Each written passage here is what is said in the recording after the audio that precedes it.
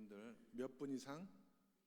네 분 이상. 잘 오셨어요. 은혜 많이 받으세요. 인사 시작. 잘 오셨습니다. 은혜 많이 받으시기 바랍니다. 감사합니다.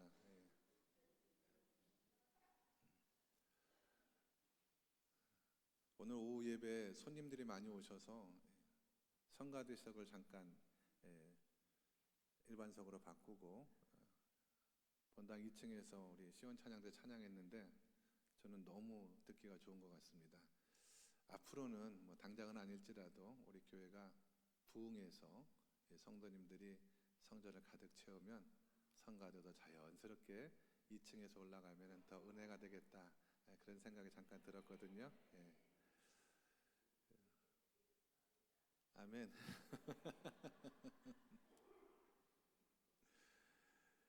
마태복음 21장 1절에서 11절까지 말씀을 읽었고요. 평화의 왕 예수라는 제목으로 말씀을 나누도록 하겠는데, 예수님께서는 여러분 아시는 것처럼 주로 지방 갈릴리를 중심에서 3년간 사역을 하셨고요. 이제 공식적으로 예루살렘에 처음 입성하게 됩니다. 이날을 일컬어 성경은 종려주일이다라고 이야기를 합니다.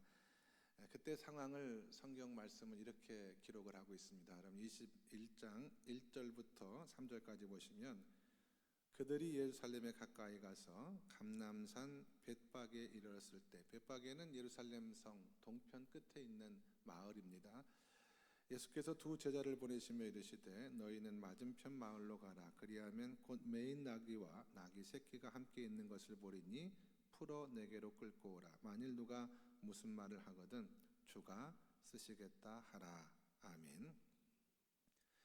자, 이 말씀만 일단 읽어보시면 가장 먼저 드는 생각이, 예수님은 종려주일날 예루살렘 성에 들어가시는 것을 미리 준비하셨구나 라고 하는 것을 알 수가 있죠.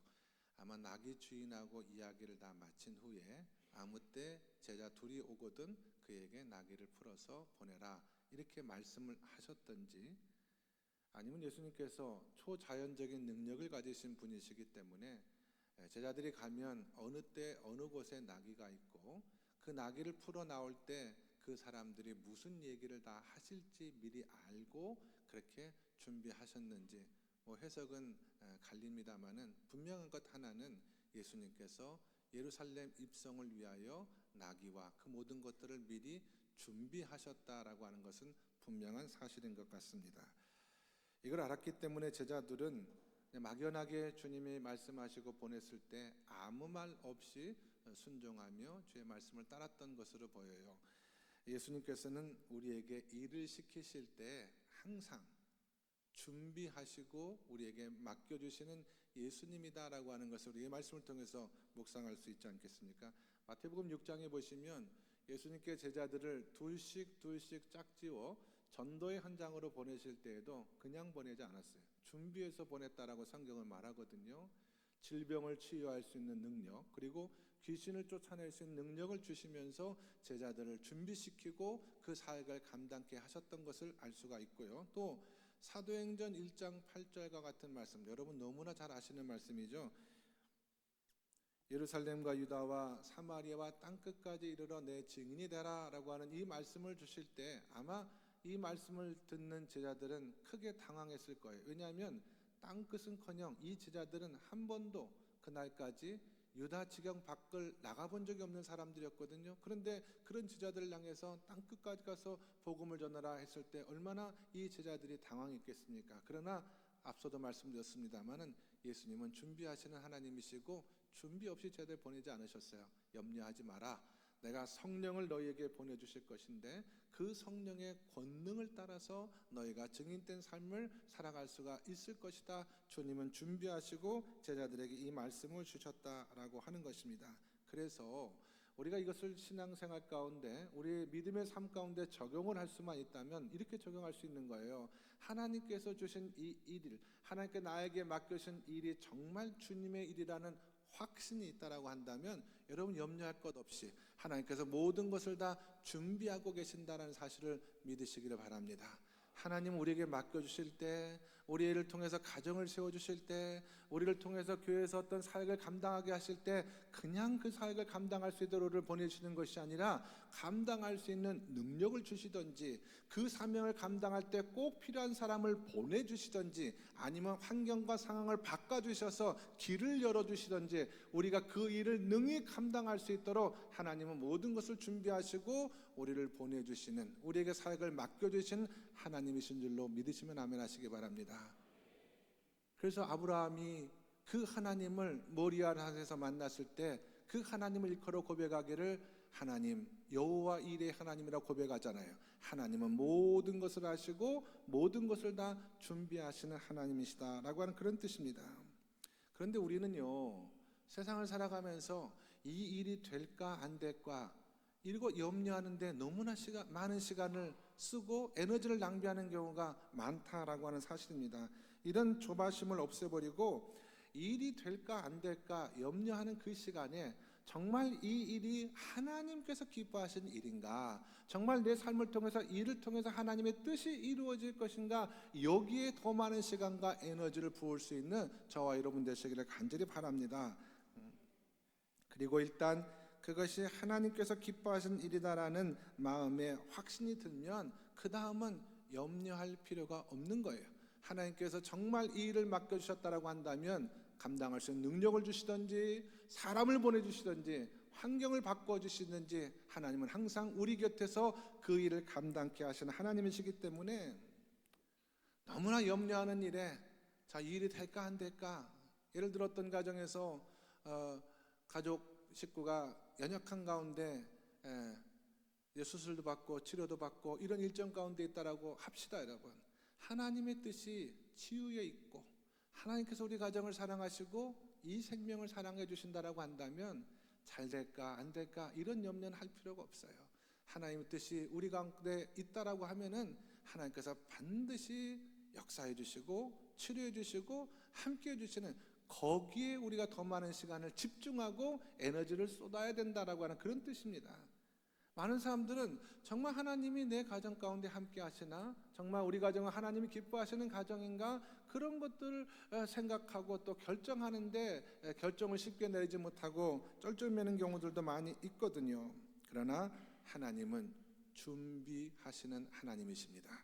그러므로 여러분의 생업을 하나님의 사역장으로 만들기에 집중하시고, 여러분의 가정도 하나님께서 사랑하시고 축복하는 가정이심을 믿고 준비하신 하나님을 의지하여 이 가정도 하나님께서 이끌어 인도하신다라고 하는 그런 축복의 가정으로 만드시고, 여러분이 교회에서 맡겨진 사명을 감당하시는 그런 날들 동안에도 이것이 정말 하나님께서 기뻐하시는 일이다 싶으면은요, 준비하시는 하나님을 믿고 그 사명을 감당하는 것이 매우 중요합니다. 여러분, 우리가 오후에 큰 행사를 준비하잖아요. 준비하는 과정 속에서는 여러 가지 고려해야 될 부분이 많이 있습니다.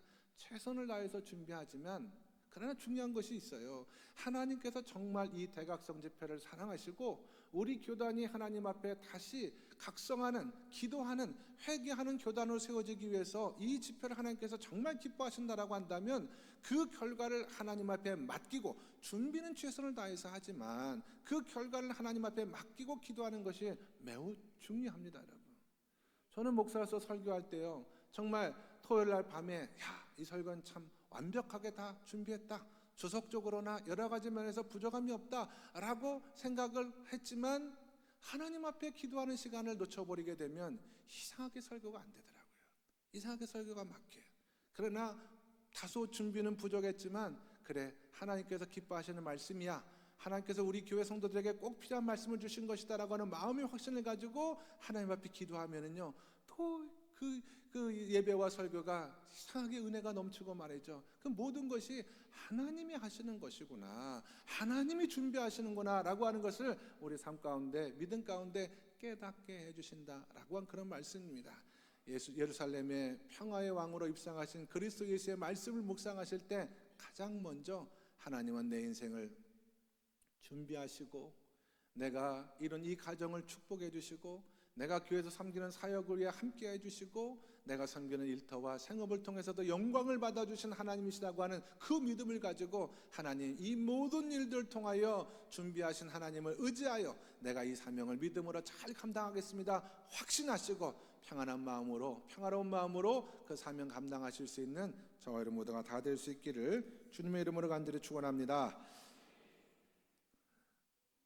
그 다음에 예수님께서 이제 예루살렘 성에 입성을 하셨을 때 예루살렘 성에 살고 있는 많은 사람들은 예수에 대한 소문은 듣기는 들었어요. 워낙에 유명한 사람이었거든요. 그러나 대부분의 사람들이 예수가 어떤 분인가 처음 보는 그런 상황이었기 때문에 예수님이 어떤 분일까라고 하는 이 첫인상이 매우 중요했거든요.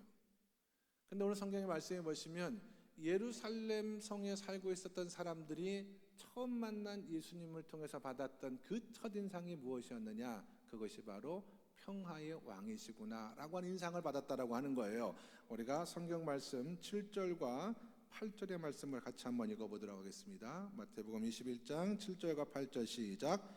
나귀와 나귀 새끼를 끌고 와서 자기들의 겉옷을 그 위에 얹음에 예수께서 그 위에 타시니 무리의 대다수는 그들의 겉옷을 길에 펴고 다른 이들은 나뭇가지를 베어 길에 펴고. 이때 베어서 길에 폈던 나뭇가지가 종려나무 가지예요. 그래서 이날을 종려주일로 부르는 이유가 바로 거기에 있습니다. 9절도 같이 읽겠습니다. 9절 말씀 시작. 앞에서 가고 뒤에서 따르는 무리가 소리 높여 이르되 호산나 다윗의 자손이요 찬송하리로다. 주의 이름으로 오시는 이여 가장 높은 곳에서 호산나 하더라. 아멘. 그럼 예수님께서 왜 나귀를 타고 예루살렘 성에 입성을 하셨느냐라고 하는 것입니다. 그 해답이 4절과 5절에 있는데 한 번만 더 읽어보도록 할게요. 4절과 5절의 말씀까지 시작. 이는 선지자를 통하여 하신 말씀을 이루려 하심이라. 일러스되 시온 딸에게 이르기를 내 왕이 내게 임하나니 그는 겸손하여 나귀 곧 멍에 매는 짐승의 새끼를 탔도다 하라 하였느니라. 아멘. 예수님께서 나귀를 타고 오신 이유, 전쟁 중에 왕은 말을 타죠. 그런데 이스라엘 백성들은 평화 중에는 말을 타지 아니하고 나귀를 탔습니다. 사사기 시대 유명한 사사 가운데 우리에게 잘 알려지진 않았습니다. 압돈이라는 사사가 있거든요. 성경의 말씀에 보면 그의 아들과 딸 20명 30명이 나귀를 탔다 이런 얘기를 하고 있는 것을 보면 압돈이 다스리던 그 시대에는 평화의 시대였다. 이스라엘 백성들 그렇게 이해를 했어요. 그러니까 예수님께서 나귀를 타고 예루살렘 성에 입성하신 것은 내가 선지자 스가랴가 예언한 바로 그 메시아인데 그 선지자 스가랴가 예언한 말씀처럼 평화를 주기 위하여 나는 평화의 왕으로 이 땅에 오셨다라고 하는 것을 보여주시기 위해서, 증명하시기 위해서 그 예언의 말씀을 따라서 나귀를 타고 예루살렘 성에 입성한 것입니다. 그래서 우리가 예수님을 평화의 왕이라고 이야기하잖아요. 근데 중요한 것은 이것입니다. 예수님이 평화의 왕이라고 하는 것이 우리에게 어떤 의미가 있냐 이 말이죠. 그분이 평화의 왕이라고 하는 것이 우리에게 어떤 의미가 있느냐, 그 말은 예수님께서 평화의 왕으로 이 땅에 오셨다라고 하는 의미는 우리 삶 가운데 평화를 주시는 분이 바로 예수 그리스도다라고 하는 고백이라고 하는 사실이에요. 그 예수님께서 주시는 평화는요, 여러분이 아시는 것처럼 세상이 가져다 주는 평화는 다릅니다.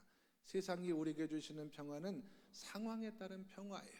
모든 일들이 잘 돌아가고 걱정했던 것과는 달리 모든 일이 잘 풀어질 때 우리는 평안한 마음을 느끼잖아요. 그러나 예수님이 주신 평안은 그런 세상의 평안과 다르다라고 하는 것입니다. 우리는 어려운 형편, 때때로 원치 않는 질병과 아픔 가운데 들어갈 수 있어요. 그러나 성도는 평화의 왕이신 예수 그리스도를 마음에 모신 성도는 그와 같은 상황 속에서도 얼마든지 평화를 누리며 살아갈 수 있는 줄로 믿으시면 아멘 하시기 바랍니다. 그것을 위해서 예수님께서 나귀를 타고 예루살렘에 입성하신 거예요. 예수님께서 평화의 왕으로 이 땅에 오셨기 때문에 저와 여러분은 이 땅에 험한 세상을 살아가는 날들 속에서도 평화를 누리며 이 평화의 왕과 함께하는 삶을 살아갈 수 있게 되는 줄로 믿으시면 아멘 하시기 바랍니다.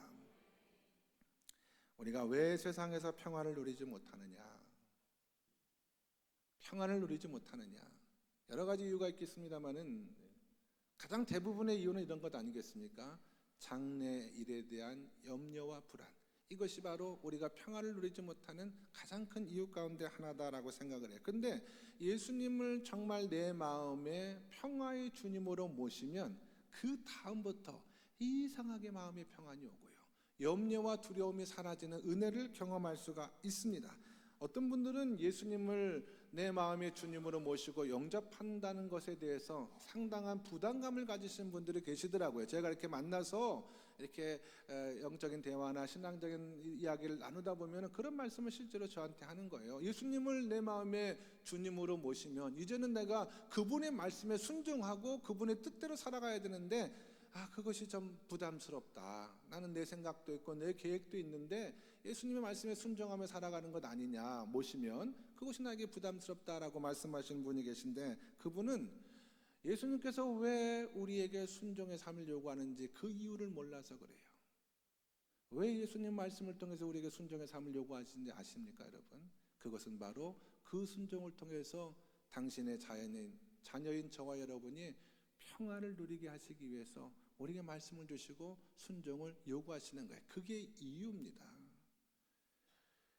여러분이 만약에 에베레스트 산과 같은 큰 산은 아닐지라도 가보지 못했던 이름 있는 큰 산들을 한번 등산을 한다고 생각해 보세요.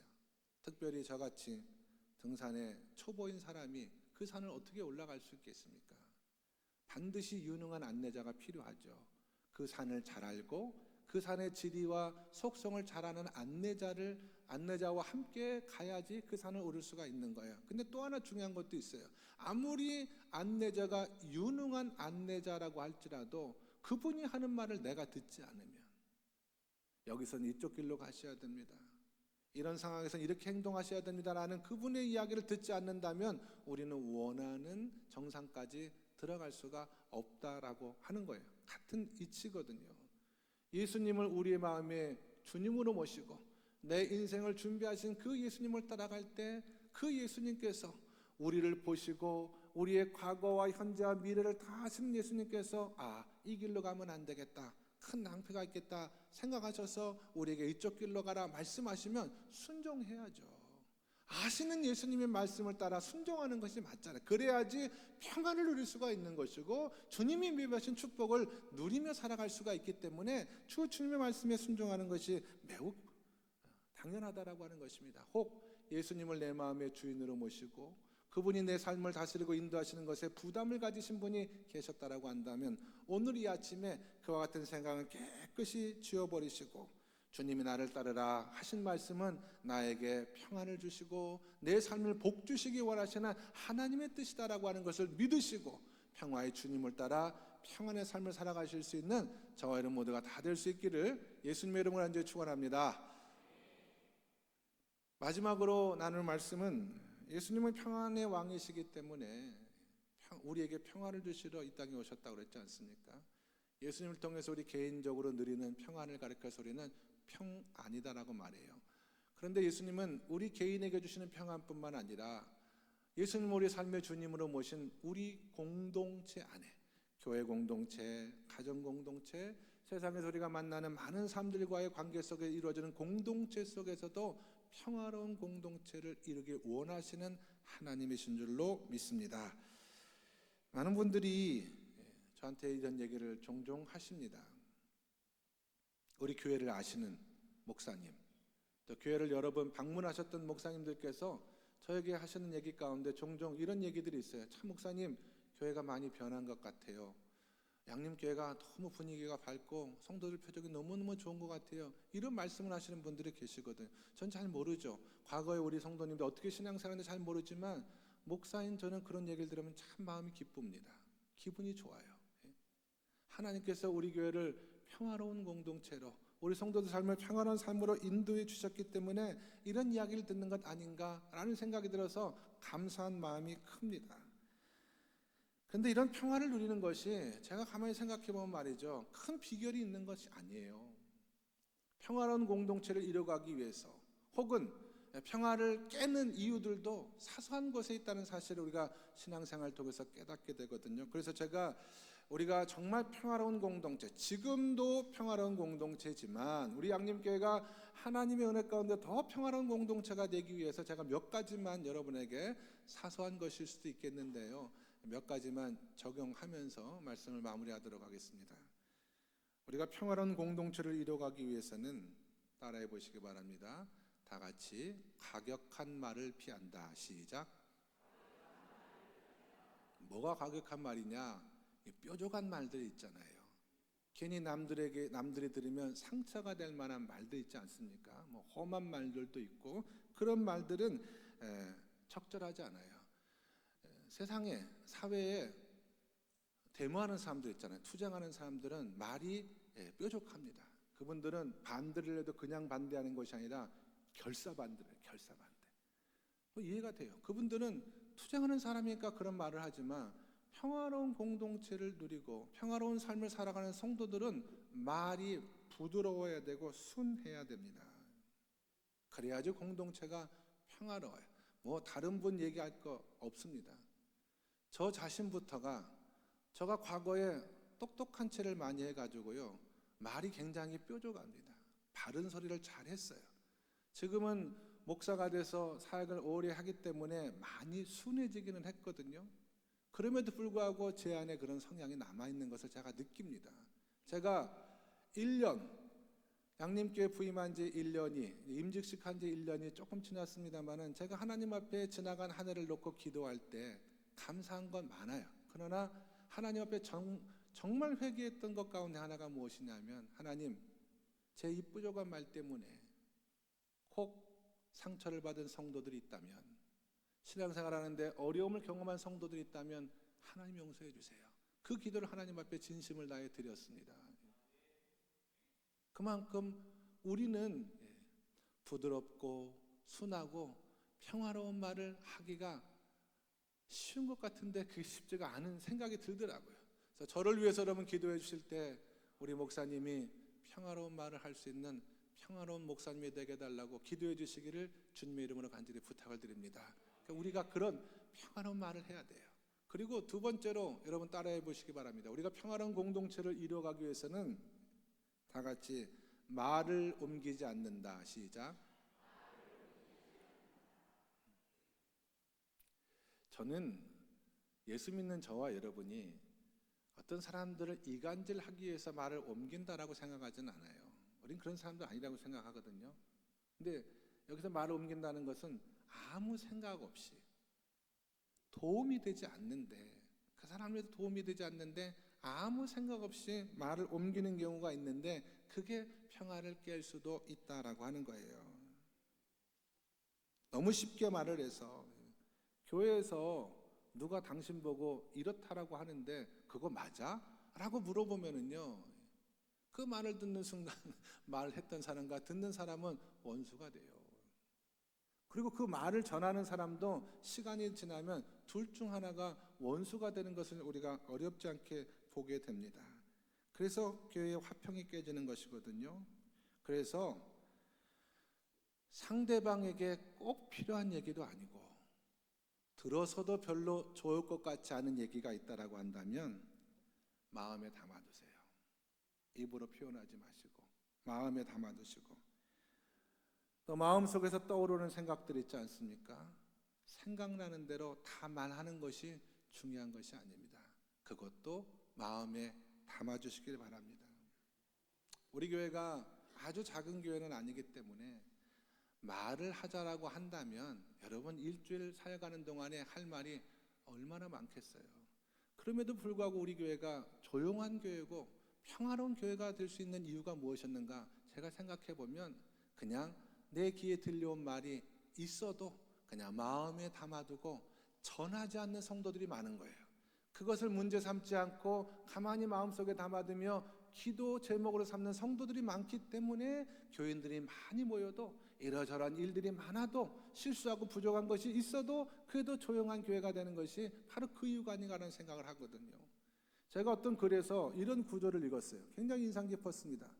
공동체의 평화를 누리기 위해서는 그 공동체 일원들이 반사체가 되지 말고 흡수체가 되어야 된다. 그런 얘기가 기록이 되어 있더라고요. 반사, 그러니까 어떤 사람이 나에게 한 얘기를 듣고 그것을 내가 그대로 내 입을 통해서 튕겨내면은요, 그것이 반사가 돼서 또 다른 사람한테 가거든요.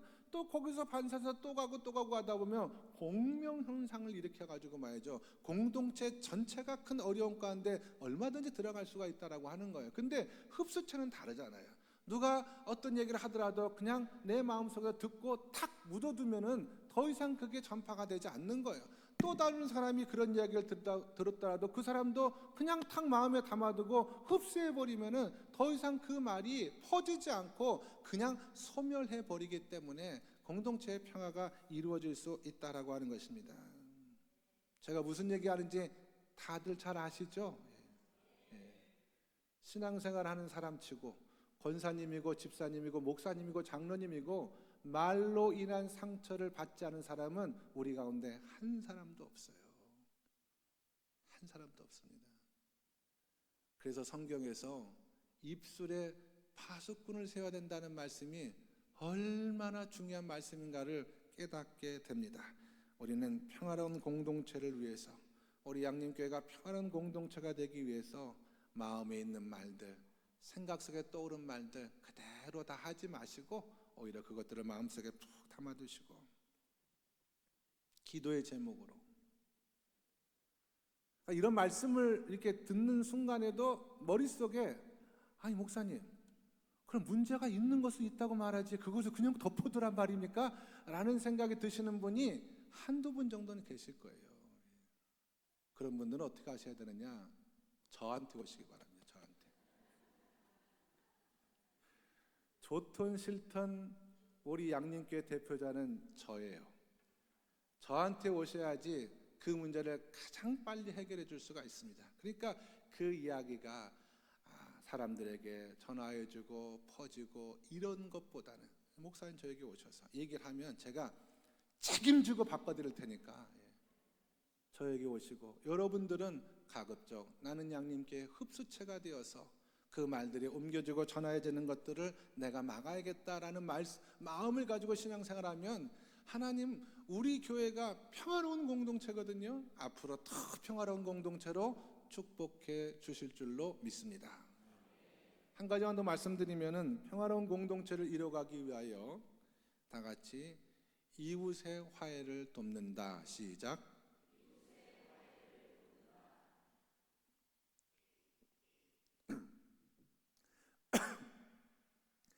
어떤 사람이 평화롭지 못한 관계,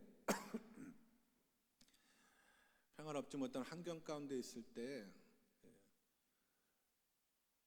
성도들은 선뜻 그 관계 안에 들어가는 것을 꺼려합니다.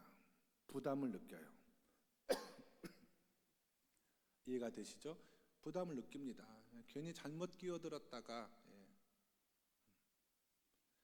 목사도 성도들 사이의 어떤 갈등에 잘못 끼어들면은요, 성도들이 목사님은 내 편은 아니구나, 박권사 편이구나 그렇게 서운한 마음을 갖는 경우가 많이 있어요. 그럼에도 불구하고 원하지 않는 결과가 일어나더라도 그런 갈등 상황이 있을 때 성도들은 적극적으로 화해와 중재를 위해서 힘쓰라는 거예요. 하다못해 기도부터 시작을 하고. 제가 담임 목사가 돼서 처음 교회 갔는데, 교회가 지은 지 오래돼서 굉장히 낡았거든요. 교인들은 이제 부흥하고, 그래서 교회 건축 문제가 시급한 문제가 돼서 1년, 2년 안에 건축 문제에 대한 논의를 시작을 하고 준비하는데, 당회하고 교인이 두 그룹으로 갈렸어요. 한 그룹은 이왕 하는 거 믿음을 가지고 크게 짓자 라고 하시는 그룹이고, 다른 그룹은 믿음도 좋지만 현실, 주제 파악을 잘해야지, 그렇게 지어놓는다고 무작정 지어놓는다고 다 교인이 느는 건 아니지 않느냐, 현실에 맞게끔 하자. 이게 현실 파하고 믿음 파하고 나누어져서 나중에는 서로 말도 안 하는 거예요. 그래서 이러면 안 되겠다. 제가 화해 사자가 돼서 중재하려고, 믿음파 만나면 현실파에 대한 입장도 잘 이해하시고 화해하셔서 좋은 대안을 만들어 봅시다. 현실파를 만나면 믿음파가 하시는 말씀도 일리가 있지 않느냐고, 좀 더 믿음을 크게 갖고 적당한 선에서 화해하면서 중재하자고 제가 열심히 화해를 하러 다녔거든요. 그런데 그 결과가 좋지 않았어요. 조금 시간이 지나니까 저에게 들려오는 말씀이 어떤 말씀이냐면, 두 그룹 다 목사님은 우리 편이 아니다. 목사님 우리 편이 아니다. 그 너무 낙심이 되는 거예요. 저는 교회를 위해서 제가 무슨 사심이 있습니까? 교회를 위해서 그렇게 발이 닳도록 화해하고 중재하려고 뛰어다녔는데 너무 낙심이 돼서 하나님 앞에 기도할 때 하나님께서 저에게 주셨던 말씀이 마태복음 5장 9절의 말씀이었어요. 화평케 하는 사람은 복이 있다. 너희가 하나님의 아들이라 일컬음을 받게 될 것이다. 그 말씀에 의지해서 제가 힘을 얻어서 계속해서 누가 뭐라든지 간에 그 화해에 최선을 다해서 앞장섰던 그런 기억이 있고, 그 결과 교회가 평안을 누리고 좋은 결정을 이루게 되었다. 그런 신앙 경험이 있거든요. 저도 섣불리 지혜롭지 못한 말, 섣불리 끼어들었다가는 난처한 입장에 빠질 것 같은 그런 관계가 있어요. 교회 안에도. 목사님은 그냥 모른 척 하세요. 우리 부목사님하고 전사님이 항상 저희가 하는 말씀이에요. 제가 무슨 얘기해요? 목사님 그냥 가만두시고 그분들이 해결하게 하세요. 목사님 괜히 나서면 큰일 납니다. 이렇게 얘기를 해주시는데, 그럼에도 불구하고 제가 적극적으로 기도하는 이유는 바로 거기에 있거든요.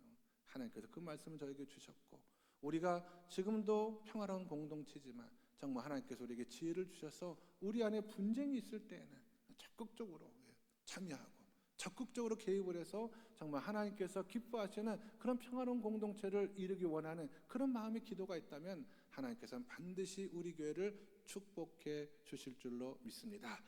자, 말씀의 결론입니다. 여러분, 종료주의를 맞이하여 내가 신앙생활하면서 오늘 예배를 드리면서도 왜 나는 내 가정과 내 자녀와 내 미래에 대한 마음의 평안이 없는가 라는 생각이 드시는 분은, 내가 혹시 평화의 주님이신 평화의 왕이신 예수님을 내 마음의 주인으로 모시고 그분이 모든 것을 다 알아서 준비하실 텐데 괜히 내가 염려하면서 걱정하면서 살아갔던 인생은 아니었는가? 주님이 나에게 주신 말씀이 있다라고 한다면 그 말씀이 내가 평화로운 삶을, 복된 삶을 살아가려고 하시기 위해서 주시는 좋은 말씀인데, 내가 그 말씀을 믿고 순종하지 않아서 내 삶과 내 믿음 가운데 평안을 놓치고 있는 것이 아닌가? 여러분, 이 말씀을 기억하시면서 기도하시길 바랍니다. 그리고 내 마음의 평안뿐만 아니라 내가 평화의 왕이신 예수님을 모시고 내 마음의 평안을 누릴 뿐만 아니라 내가 속해 있는 공동체가 있잖아요. 우리 가정도, 우리 직장도, 또 우리의 교회도 하나님께서 기뻐하시는 화해로운 평화로운 공동체가 되기 위해서 나는 어떻게 행동하고 어떻게 기도해야 될 것인가에 대해서 오늘 말씀 붙잡고 함께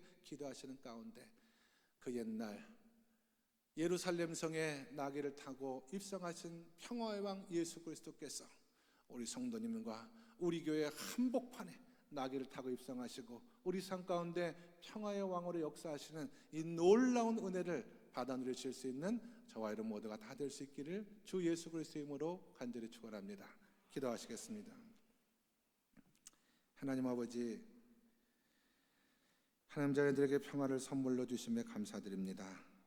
이 평화를 맛보지 못하신 분들, 평화를 맛봤지만 이 평화를 잃어버린 분들, 이 시간 결단하게 하시고, 인생을 주님께서 선물로 주셨는데 갈등과 아픔 가운데 낭비하지 않도록 은혜를 베풀어 주시옵시고, 평안 가운데 주님과 함께 동행하는 삶, 가정과 교회가 될 수 있도록 축복받게 하여 주시옵소서.